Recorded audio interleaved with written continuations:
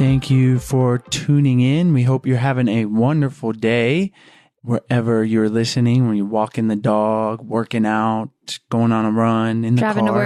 Driving to work, driving home from work, even better. Yes.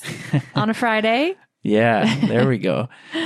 We have a great show for you today, and we talk about something that we all face. I know Sarah and I am guilty of it for sure, is taking our partner for granted. And it's something that we don't want to do, or if you feel like you're being taken for granted, it's not a good feeling. So Fran Green is on the show today. She's a licensed clinical social worker and nationally renowned relationship expert. She has a private practice working with singles who want to find the perfect match and couples who want to improve their relationships. And Fran gives us some great tools, some great exercises to make our partner feel appreciated, or to communicate that you're not feeling appreciated. And it's really just something that's going to have a huge impact on your relationship. Whether you're feeling like you're relating to this now or not, it's going to be important to put these things into place.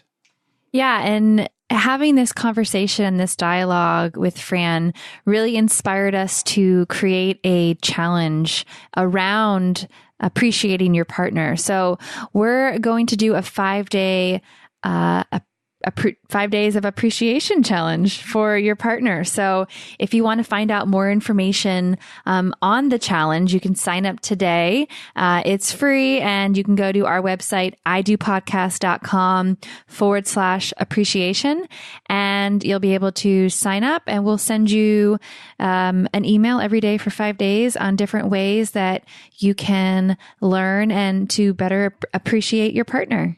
Yeah, and show that you don't take them for granted. And that is just going to lead to many great things within your relationship. Because if you don't have a foundation of appreciation, if you're not feeling appreciated, certainly it's not going to make you want to work on other things in the relationship, or you're not going to feel loved. So check that out. The link is also in the show notes, and tune in to today's show with Fran to get these great tips.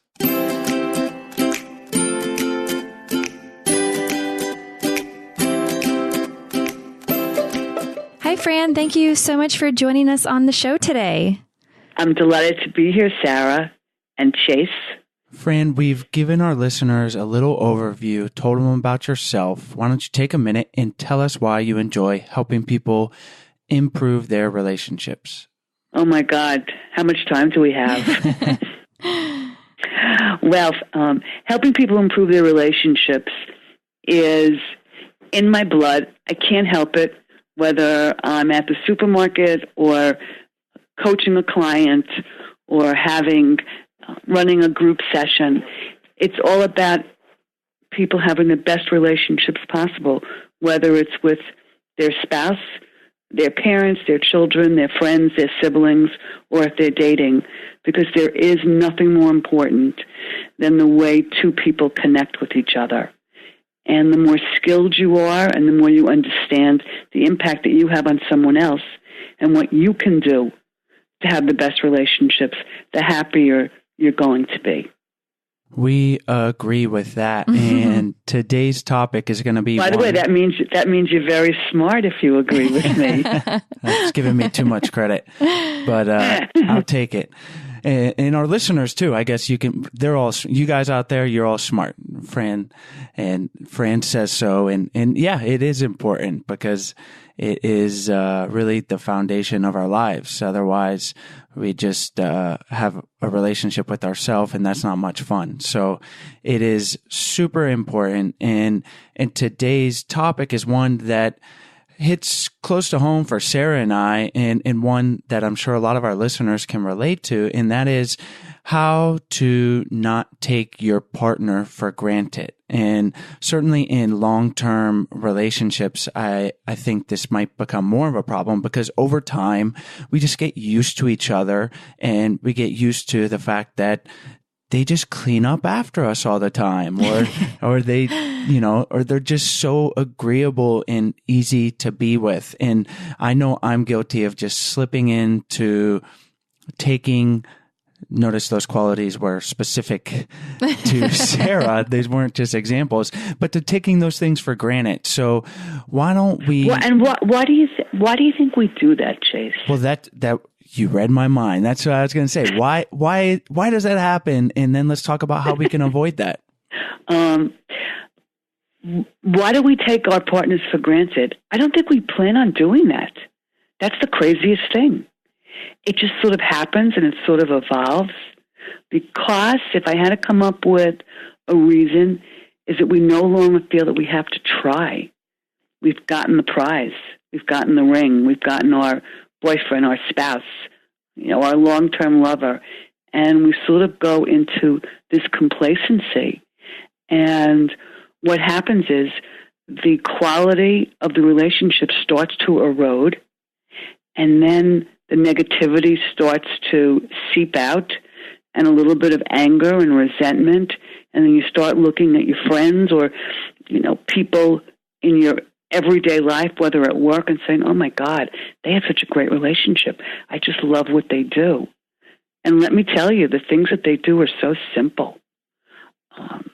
Would you like to know what my favorite things are to not take your spouse for granted or your partner? Yes, let's definitely jump into that. But first, I want to just point out, you mentioned, looking at your friends. And I think this is a big misconception, and especially now more than ever with social media and the internet, that in movies and just media in general, and we talk about it on this show, that there's this pretty picture painted by your friends on Facebook, Instagram, and that everything is just perfect all the time.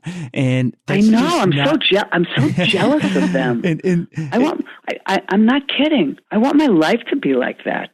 Well, I was going to point out is that, but that's often an illusion, and that's true. Yeah, it cannot be the reality, because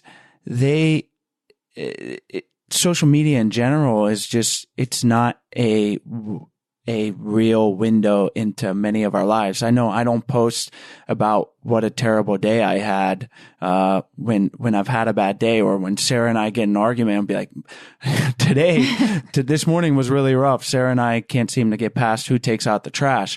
Like, I'm not putting... By the way, I think that would be a fabulous post. I know, right? Well, real talk. By the way, and I'm really serious. Yeah. I mean, you could really start a trend, and you could really let people know that the silliest things, I mean, I love it. If that really happens, I would love you to post that with the garbage bag, and a smiling face. How do you handle that stuff? And it's great to have a dialogue. I think what happens is we don't talk about those things. But I will tell you that one of the things that doesn't get talked about, and what really helps relationships, is if who takes out the garbage is not a crucial issue for you, Sarah, or for you, Chase, then you just let that go. But if for some reason it means something much more than taking out the garbage, then you talk about it. Not on garbage day, on another day. So, for example, I don't know if Chase does any of these things, but I'm sure he doesn't, because he's like the perfect kind of guy, right, so Sarah? Perfect, exactly. Yeah, that's what I know that. But part of what I just did is any way that you can compliment your partner, even if it's playful. Like, I hope Chase is smiling right now, because in his own mind, we all think that we're perfect, or we want to be perfect. It's so important. And especially on the things that you used to do when you were dating, whether it's the way they look or the way they made you feel or something that they did, even the most simple things, because we get in such ruts and such routines. Like, when was the last time you thanked the other person for making dinner? Somebody who might be listening might be rolling their eyes and saying, this chick, she's like, not for real. You thank your partner for making dinner? That's ridiculous. What's the big deal? Well, when the compliment is unexpected, when it's very special, And when it's really sincere, it's like, wow, I really matter, because that's what a compliment means, that you really matter. And, after you've had a big event, you've, had 30 people over at your home, and you've worked really hard in organizing it and making it fabulous. And when your partner says, wow, this party was fabulous because of all of your planning, it's like, wow, he or she really noticed. And we sort of have to get into that routine of being our partner's biggest cheerleaders. I don't know if you ever noticed, it's so easy to do that with everybody else, but not with your partner, because you think they're always going to be there. And that's a myth.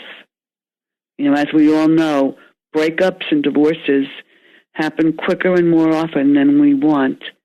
And, I don't have the secret to prevent breakups and divorces, but I think I have the secret to maintaining the best relationship that you can have. So why do we naturally not go in a positive direction with our partner, like after we've been with them for a while? Why is it so much easier to take them for granted and not say those appreciations, and instead we're almost more focused on like the negative things? Why is that? I think that it's often a reflection of how you see yourself. And because you feel that you have the person and you don't have to work at it, it's sort of like, if you think about studying for a really big test, especially a subject that you think you'll never need again. It's like, you've taken your final in Latin and there's no reason to use it or need it. You work really hard. You are very complimentary to your professor, and you go out of your way to make sure that you raise your hand, and you do everything to be a good student, and you study hard. And the moment you get that great grade, or you just pass, it's like the professor is chopped liver. Who cares about what happens to your books? Because you've gotten what you want. And somehow I think that is in the DNA of most of us. They're no longer someone who we have to get or catch. And then you just go into this mode of, well, they're just going to be around. I can do whatever I want. And it's not healthy, and it's not good. And the flip side is that you get so involved with what's going on in your lives, whether it's your job, your children, your careers, school, your home, your hobbies, your free time, and who you are in relationship to each other becomes very unimportant, when it has to be the most important relationship you have, other than the relationship with yourself. And they're sort of neck and neck. You got to take care of yourself and take care of your partner. You mentioned habits earlier, and I think they're central to both sides of this, where if we make it a habit to show appreciation to our partner, to say thank you, to compliment them, and just make that a part of our daily lives, and it's not easy to do, but you got to be mindful, then you're not going to become complacent and take your partner for granted. In the same way that if you make it a habit of not doing that, then it's going to be harder to break that. So, all of you out there listening, and then I know Sarah and I ourselves, we may try to make it a habit. We're not perfect, to show appreciation, and we're coming up on 10 years together, and it becomes harder and harder to do. And one thing that I find is helpful for me is to frame our relationship and not think about, oh, we've been together for so long, but to picture, how would I treat Sarah as if we had just met, and go back to that first year that we were together, those first few months where you're bending over backwards and you're trying to put your best self forward.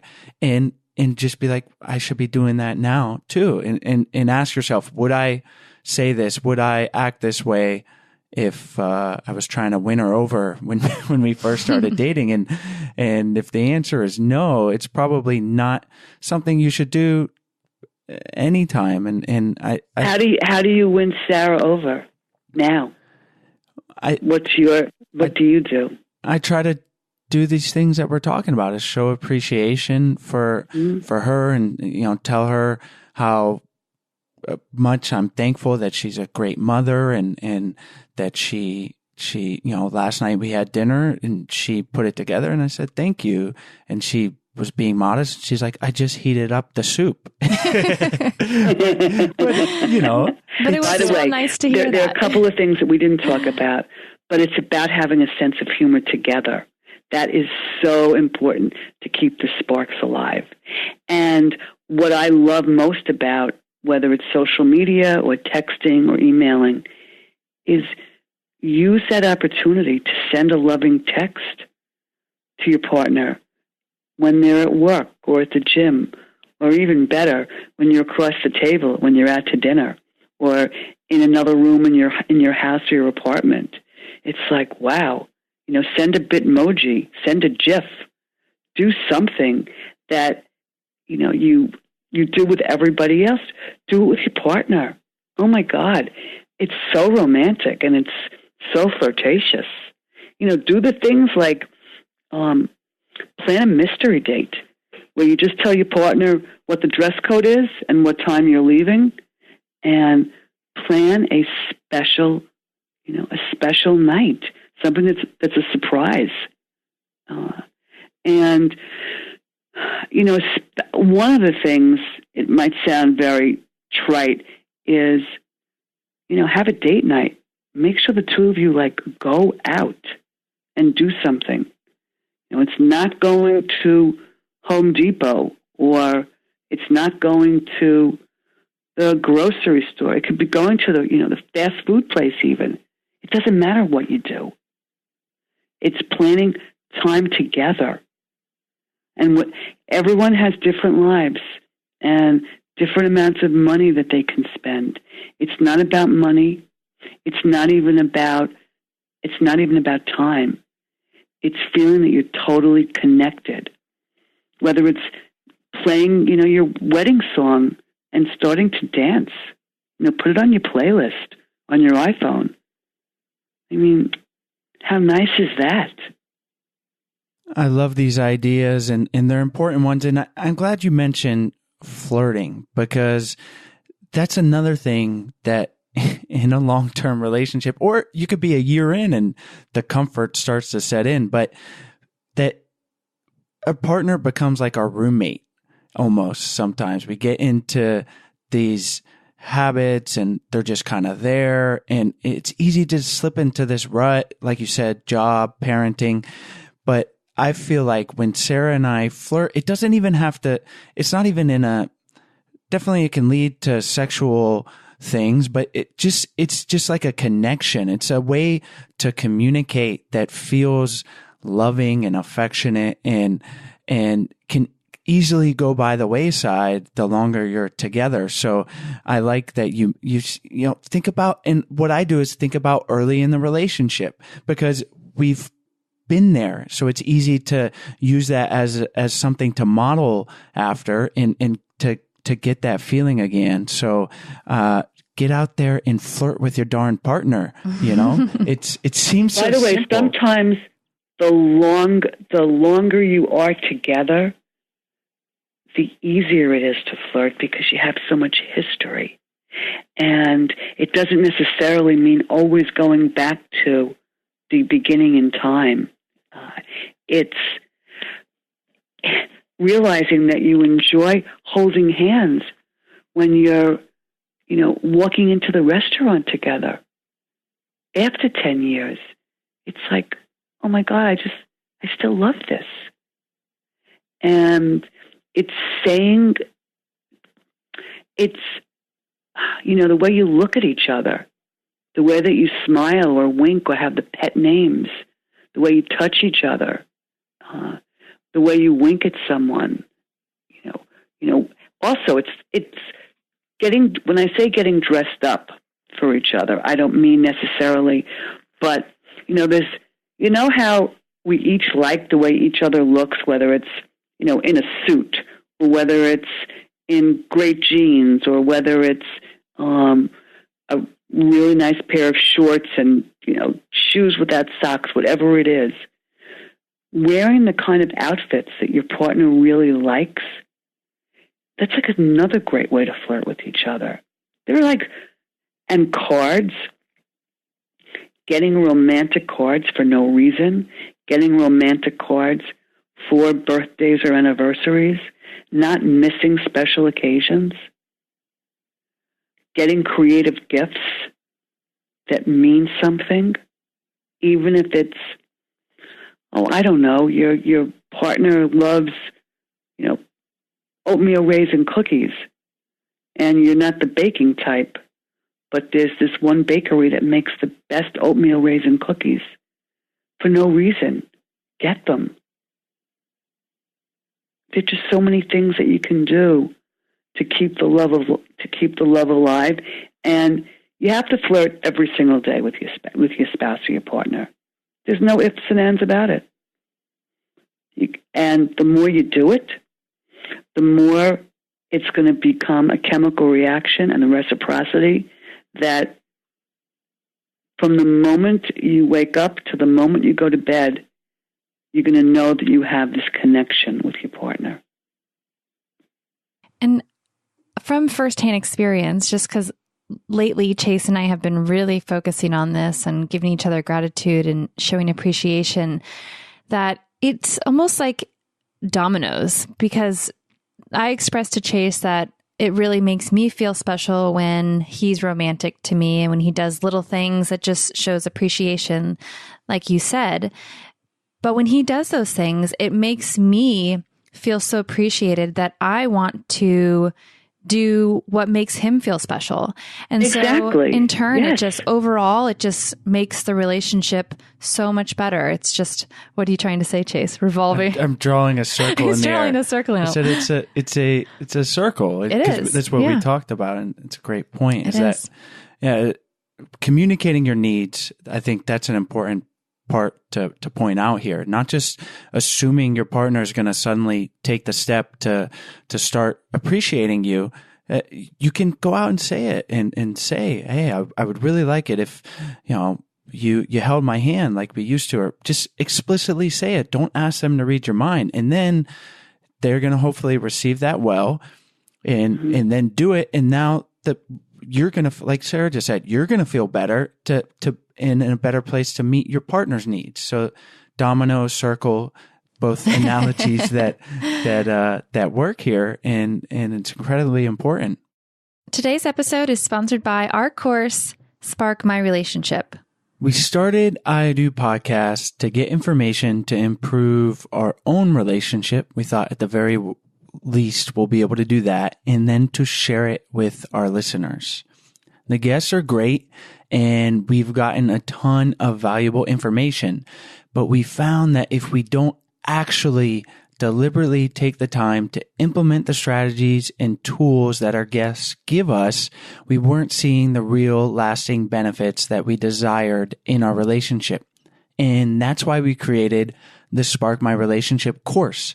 We've collaborated with 15 psychologists and therapists to create a comprehensive relationship course that not only teaches you the skills needed to create a successful and lasting relationship, but the tools to execute it. By enrolling in the online course, you'll have access to the same strategies and tools that marriage therapists teach their clients, including therapist-taught video lessons with workbooks and exercises to help you work towards accomplishing your relationship goals in less than 90 days.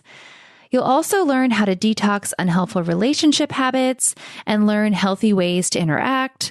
You'll learn how to disagree respectfully and communicate mindfully, as well as how to improve intimacy and reignite your sex life, and so much more. Spark My Relationship isn't just a course for struggling couples. It's a course for couples who want to see their relationship flourish. If this is you, then you are a perfect fit for the course.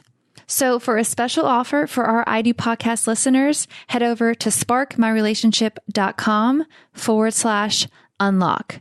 Again, for 30% off the course, plus special bonuses just for I Do podcast listeners, visit sparkmyrelationship.com/unlock. Another way to approach that, for example, is to say, I love when you hold my hand. Rather than, I used to like when you held my hand, because it could be perceived a tiny bit of feeling blamed, and then the person gets defensive. So if you stay with what you love and what you like, when you kiss me, it's like, wow, I see stars. I love it. And it's giving the message, and then maybe you'll get kissed then, or maybe you'll get kissed, 3 hours later. And we each know, Sarah, now I remember before where my mind went 100 places. It's overlooking certain things, so that, for example, if Chase doesn't, close the toothpaste, or leaves the coffee cup in the sink, or doesn't pile the newspapers the way you would pile them. If those things are not the way you would do them, but they're not life and death, we overlook certain things. And you pay attention to what really bothers you. Because you can't, once two people become a couple, you will not survive if everything they do is not exactly the way you want it or the way you would do it yourself. It just doesn't work that way. Except with me, of course, because I'm the closest thing to perfect, right? And I think that's the place that we all come from. It's like, how come you don't want to do it that way? My way is like so good. And we just believe that, because that's why we're doing it, whatever it is. Being mindful of the way we communicate and what we're getting upset about is a key here. And Sarah and I just had a situation yesterday where I brought up the fact, and this is a reoccurring thing, we had chicken that needed to be cooked because it was going to expire. And yes. And that is a thing that particularly bothers me, is wasting food, and it seems so silly. And then Sarah was like, I got it under control. And I was like, do you?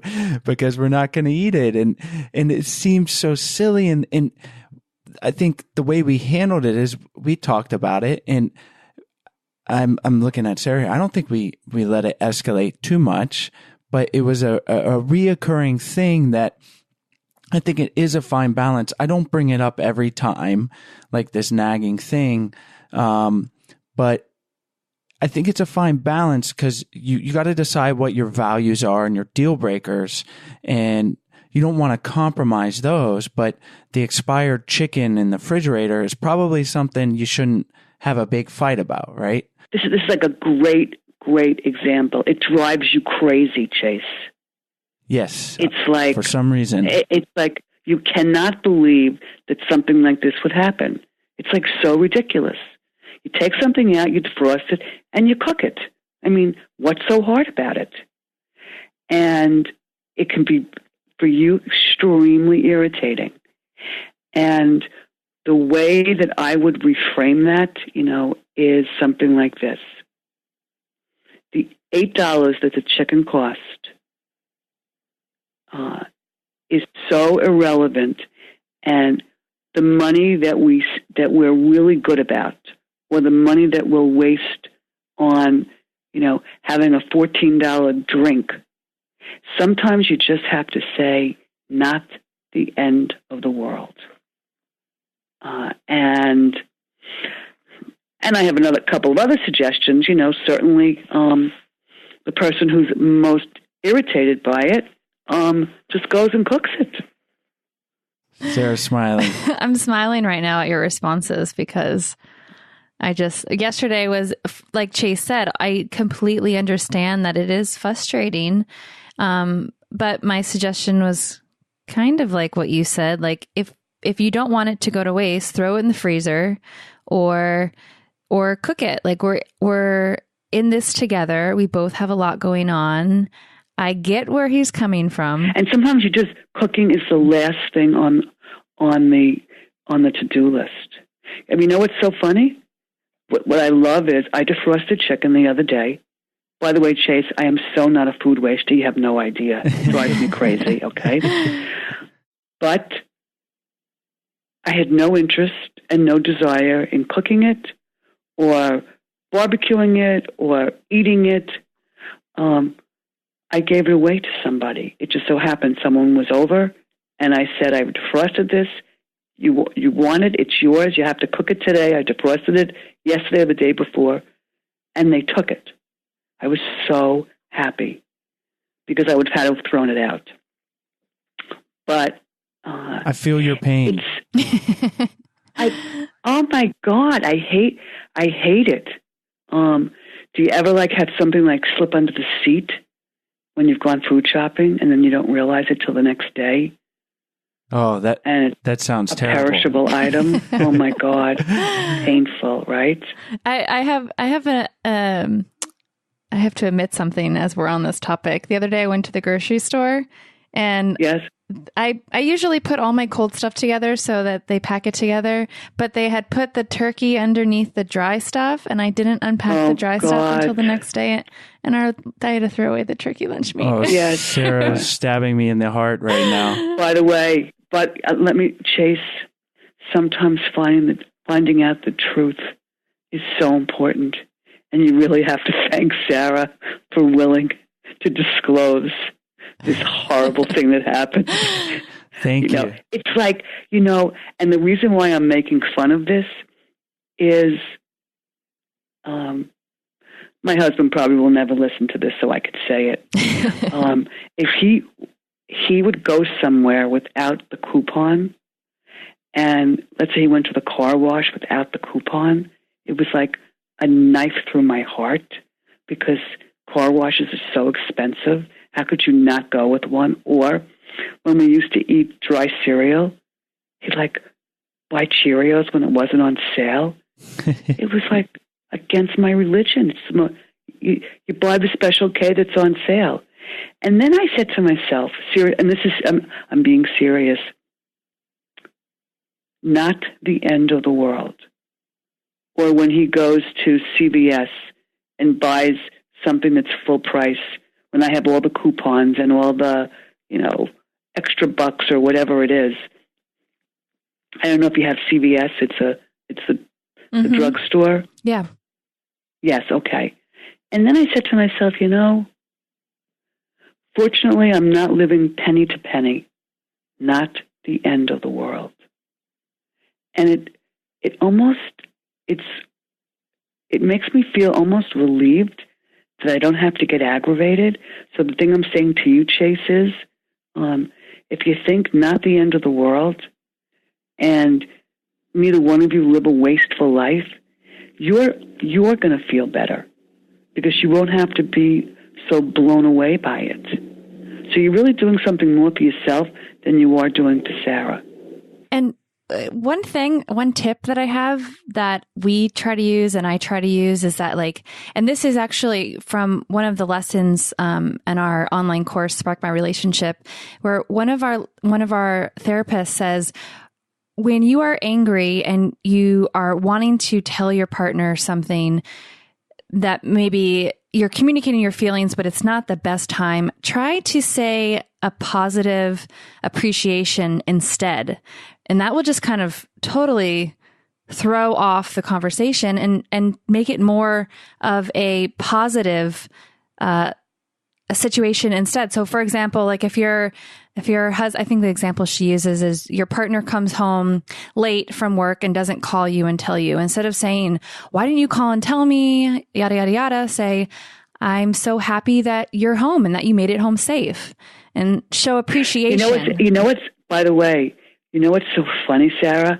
I just wrote an article for Zeus.com, and it's about how to prevent petty arguments in your relationship. And I mean, it's just so funny. One of my examples was, don't say, I can't believe how inconsiderate and how cruel it was of you not to call me to tell me you were going to be late.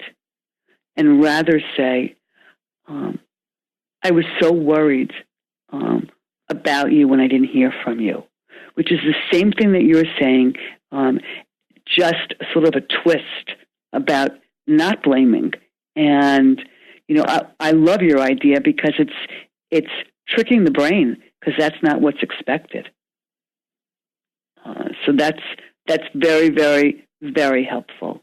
How come we can't do them, though, all the time? It's so hard. Chase, and remember I told you how smart you were? How come we can't always do them? It takes practice, and that's why in getting the information and creating these habits, because like we always say, relationships are not easy. Whether they're with your partner, friends, family, coworkers, and to think that... And your neighbors, too. And your neighbors. Yes. And so the more tools you have, the more ways you can communicate, the more you can flirt with your spouse to establish good rapport, so that when an issue does come up, you're coming from a good place, rather than you feel like you're being taken for granted, and then an issue comes up, and then that issue is going to seem even bigger than it really is, because you're already not in a good place in the relationship. So that's why we love the information you've given us and our listeners today, because it's a way to set that baseline so that you're certainly not in a place that you're taking your partner for granted, because anything that comes up within that context, you're probably not going to feel great about, because you're just not coming from a good position in the first place. So these things take work, and we gave you a couple examples from our own relationship and the whole chicken thing. And it sounds silly, and we were being facetious and joking, but it's probably something that our listeners can relate to, that there's some silly, petty thing, and they know it. And you've given some great ways to navigate that. So I have a solution for the chicken problem. Yes. When you go to the store, if they can, instead of the big package of chicken, have them package it in 3 separate packages. I just did that today. There we go. I had them repackage it. You just blew my mind. Right? Yes, that's awesome. Or repackage it yourself, so that either the waste is smaller, or sometimes it's just so easy to cook, 2 pieces of chicken or whatever it is. But I love the example, and I think that we have lots of similarities, Chase. Yes. You and me. Yeah. Yes, absolutely. We'll have to figure out how to minimize our food waste.